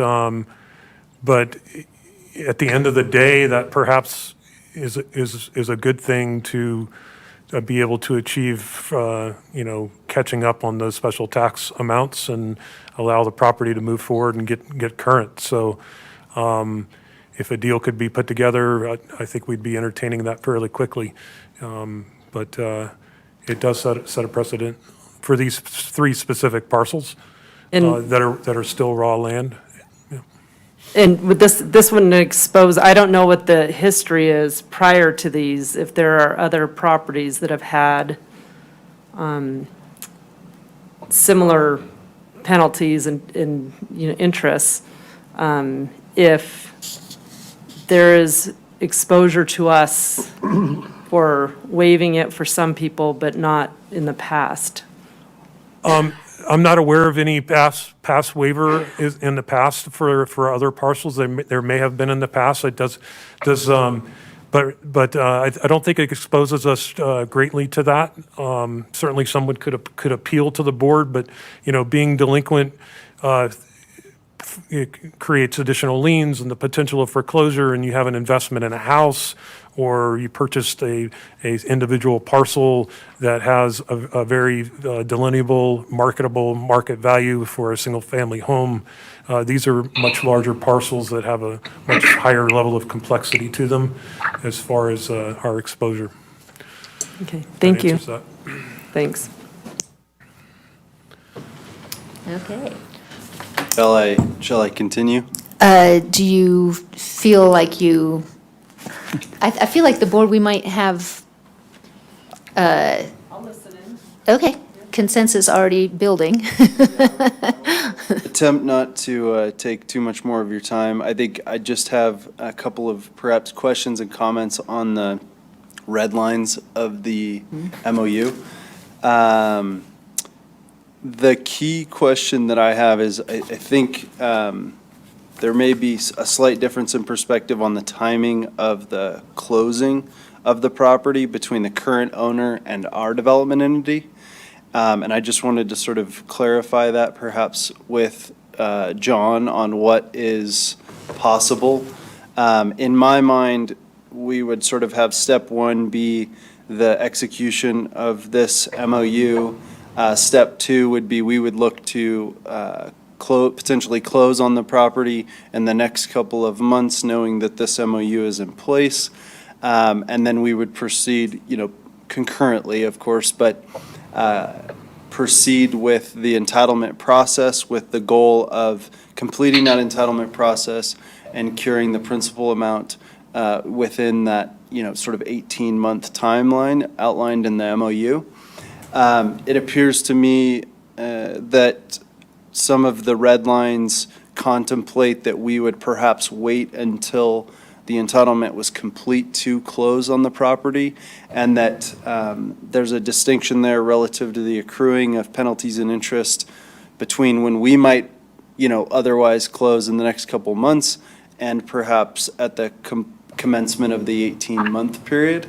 And so I guess specifically the question is it possible to allow for us to close in the near term and actually acquire the property, but still have the penalties and interest cleared during that 18-month period, assuming we cure it with, before the expiration of that 18-month time period? John, did you hear that question? I did.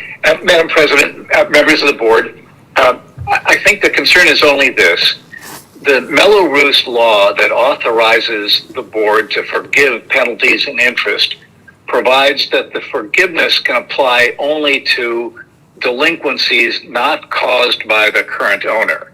In other words, in response to Hayes' question, the concern isn't so much the timing of his execution of the MOU and his purchase of the property. It is only that the district is not in a position to waive the penalties and interest applicable to delinquencies that are caused during his firm's ownership of the property. So once he acquires the property, and if he is delinquent, if his company is delinquent in the payment of the special tax, we're not in a position to authorize the forgiveness of the applicable penalties and interest. And so that's the reason for the red lines that I think he's asking about here.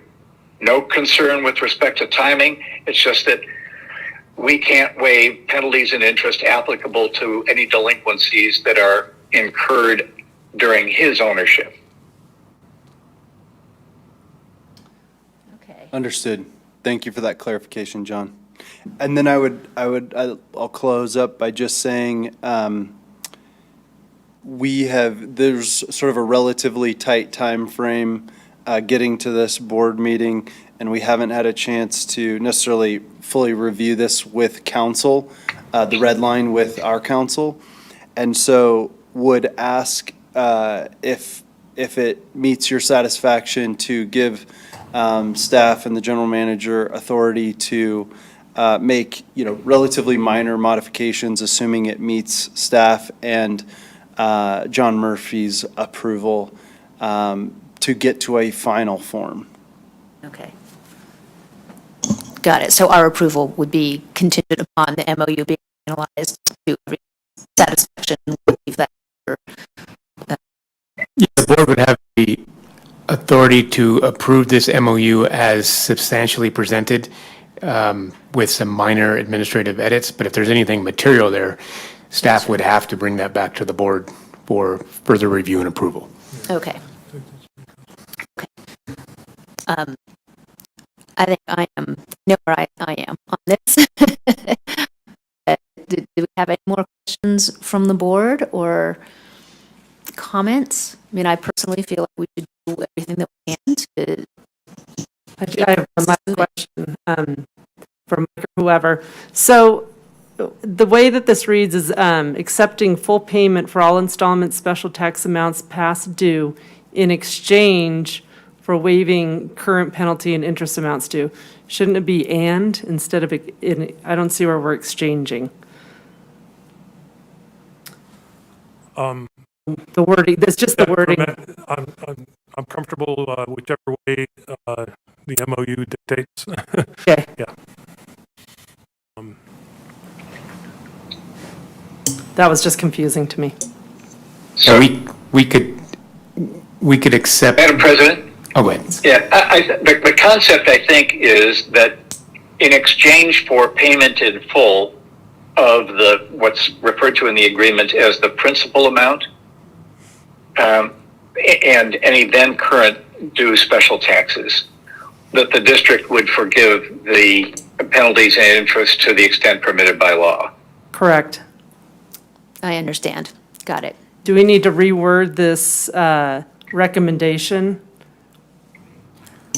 I don't think that I don't believe so. the agreement needs to be reworded, although in the context of what's been recommended that you approve, if you do approve, that you approve it in substantially the form presented with such minor changes as may be satisfactory to the district staff and council.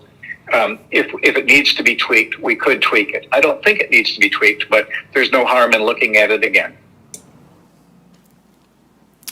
Is that satisfactory? Yes. Okay.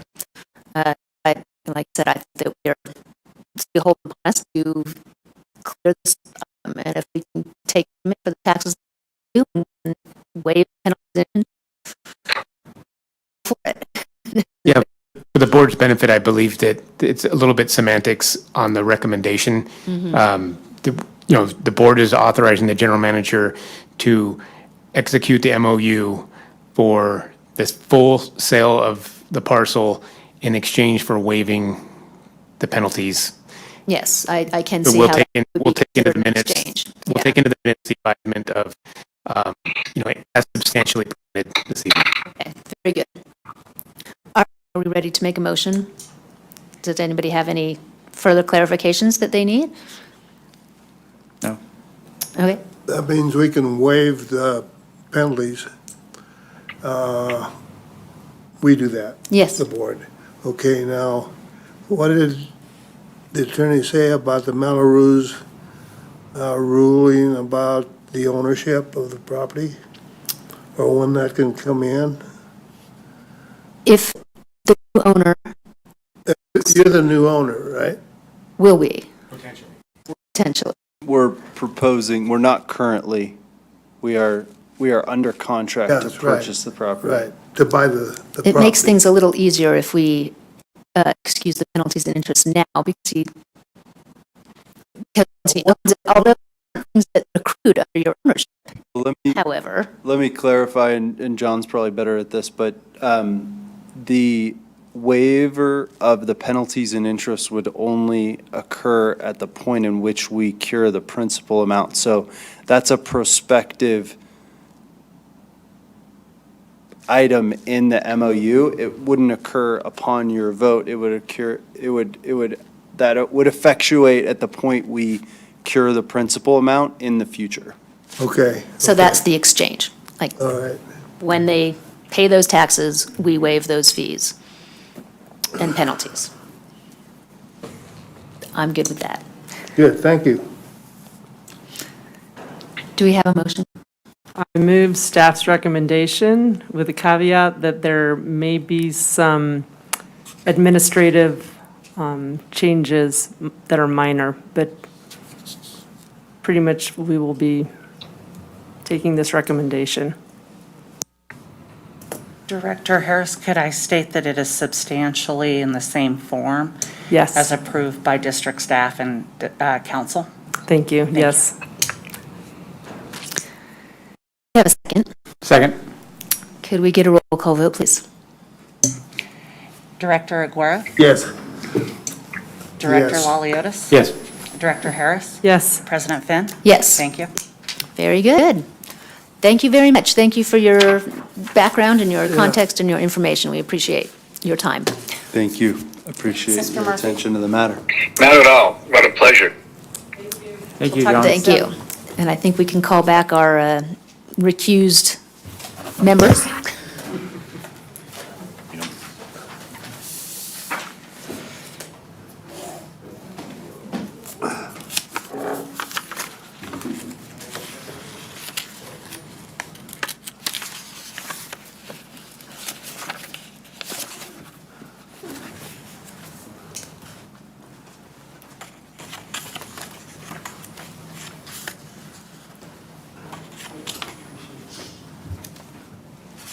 I think congratulations. Yeah, right.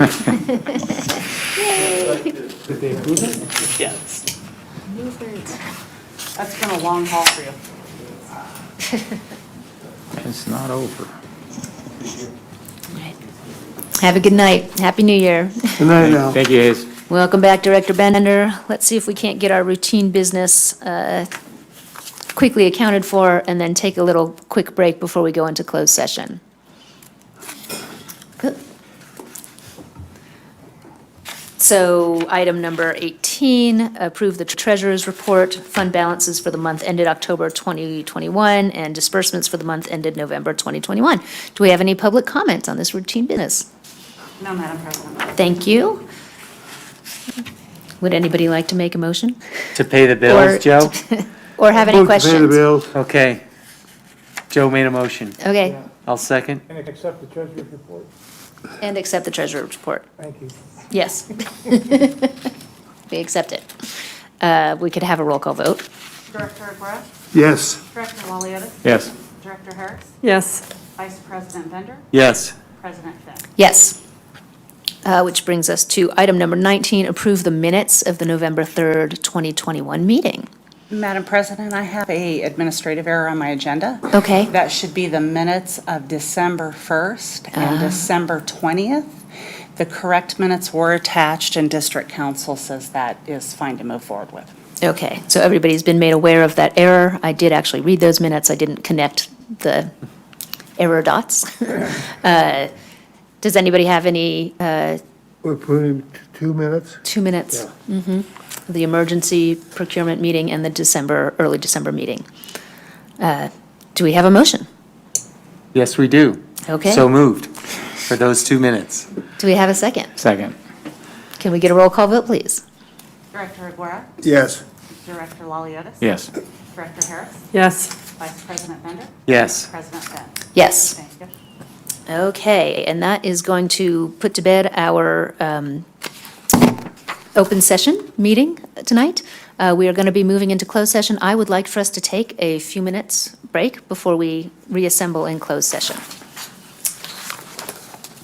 Yes, but we should announce that we're going to move into closed session under the agenda items as listed on the agenda. Okay, so we Okay. will be moving into closed session under the agenda items as listed on the agenda. Thank you.